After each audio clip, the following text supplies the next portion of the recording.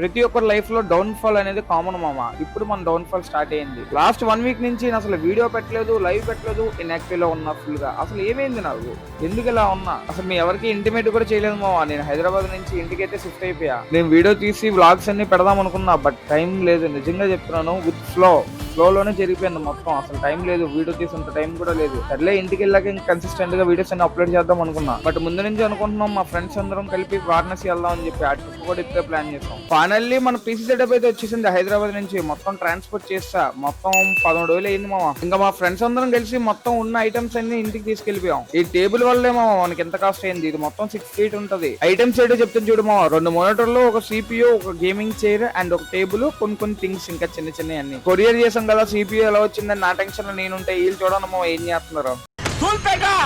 నాకు దూలు ఎక్కువ. నేను కుదురుకున్నాను అసలు ఎదవనండి. నేను గూడు సెట్ ఎదవనండి.